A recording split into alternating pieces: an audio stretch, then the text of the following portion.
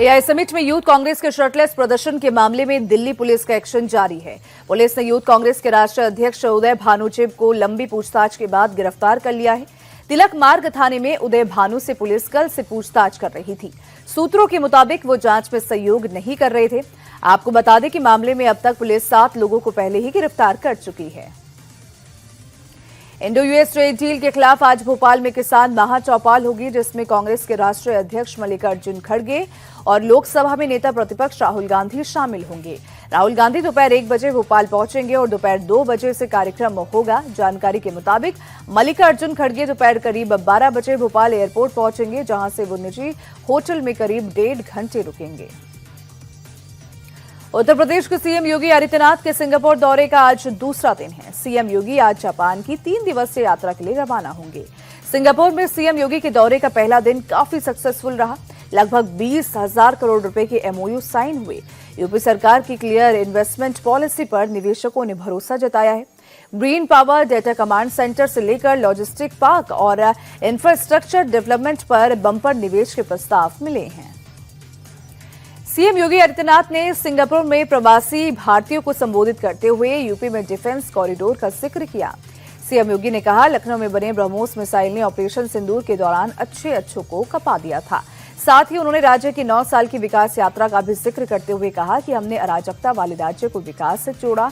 आज धर्म और विकास से यूपी की नई पहचान बनी है। न कर्फ्यू है, न दंगा है, यूपी में सब चंगा है। पाकिस्तानी बॉर्डर से सटे इलाके में जवानों के जुनून की शानदार तस्वीरें सामने आई हैं। राजस्थान के बीकानेर में वेस्टर्न कमांड ने सबसे बड़ा हाई इंटेंसिटी युद्ध अभ्यास किया। मॉडर्न वॉर टेक्नोलॉजी के प्रदर्शन में चेतक हेलीकॉप्टर, MI-18 और अपाचे हेलीकॉप्टर्स ने हिस्सा लिया। खड़क शक्ति अभ्यास में ड्रोन से लेकर टैंक तक की क्षमताओं की टेस्टिंग हुई। वहीं 24 घंटे युद्ध की तैयारी को लेकर जाबाजों ने जबरदस्त जाबाजी भी दिखाई। झारखंड के चतरा में एक एयर एम्बुलेंस हादसे में 7 लोगों की मौत हो गई है। रेडबर्ड एयरवेज के एयर एम्बुलेंस ने रांची से शाम 7:10 पर दिल्ली के लिए उड़ान भरी थी, लेकिन 7:34 पर इसका ATC से संपर्क टूट गया और चतरा जिले में सिमरिया के जंगल में क्रैश हो गया।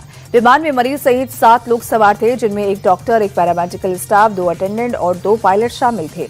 आशंका जताई जा रही है कि खराब मौसम में तकनीकी खराबी के कारण एयर एम्बुलेंस हादसे का शिकार हुई।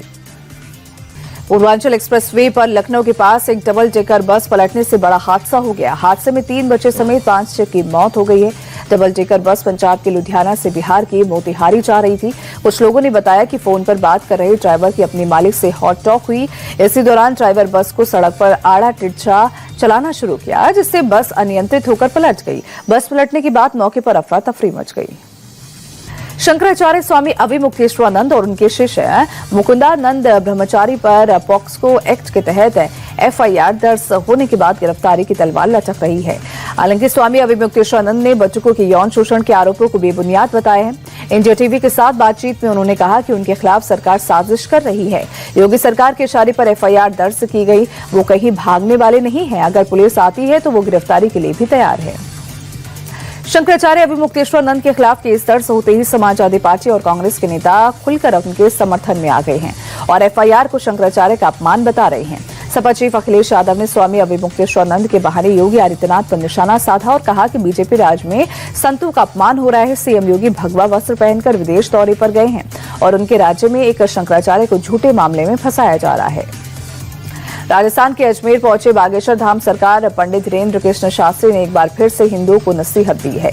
धीरेन्द्र शास्त्री ने कहा कि सनातनी को अपने धर्म पर चलना चाहिए। बाबा बागेश्वर ने घटते हिंदू और बढ़ते मजहबियों को देश के लिए खतरा बताया और हिंदुओं को 4 बच्चे पैदा करने की नसीहत दी। नोएडा के सेक्टर 49 इलाके में थार गाड़ी की रिक्शा से टक्कर हो गई, जिससे ई रिक्शा में सवार 4 लोग घायल हो गए। टक्कर इतनी भीषण थी कि ई रिक्शा के परखच्चे उड़ गए। थार को भी नुकसान हुआ है। हादसे के बाद मौके पर अफरा तफरी मच गई। घायलों को इलाज के लिए अस्पताल पहुंचाया गया। पुलिस ने थार गाड़ी के ड्राइवर को पकड़ लिया है। त्योहारों से पहले यूपी में मिलावट के खिलाफ खाद्य विभाग की लगातार कार्रवाई जारी है। अयोध्या में विभाग ने छापेमारी कर भारी मात्रा में मिलावटी रिफाइंड सोयाबीन ऑयल बरामद किया। तो वहीं विभाग की टीम ने शहर के कई हिस्सों में निरीक्षण कर मिलावटी खाने के तेल की खेप जब्त की है। वहीं कानपुर, लखनऊ, गाजियाबाद समेत प्रदेश के कई जिलों में विभाग लगातार कार्रवाई कर रहा है। 2 दिन पहले कानपुर से खाद्य विभाग ने भारी मात्रा में मिलावटी खोया और एक्सपायरी डेट का खजूर भी जब्त किया था।